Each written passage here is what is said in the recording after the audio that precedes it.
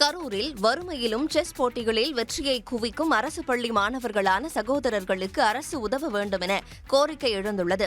ஆத்தூர் பிரிவு பகுதியைச் சேர்ந்த சகோதரர்களான 9ஆம் வகுப்பு படிக்கும் நிஷாந்த், 7ஆம் வகுப்பு படிக்கும் கமலேஷ் மாவட்ட, மாநில அளவிலான செஸ் போட்டிகளில் பதக்கங்களையும் கோப்பைகளையும் குவித்துள்ளனர். தாயார் உயிரிழந்த நிலையில் தந்தையும் உடல்நல பாதிப்பால் முடங்கியதால் தொடர்ந்து மாநில மற்றும் தேசிய அளவிலான போட்டிகளில் பங்கேற்க பயிற்சி, நிதி, பயண வசதிக்கு அரசு உதவ வேண்டும் என மாணவர்கள் கோரிக்கை விடுத்துள்ளனர். கரூர் டிஸ்ட்ரிக்ட்ல யங்கஸ்ட் ரேட்டிங் பிளேயர் நான் தான் 16 வச்சிருக்கேன்.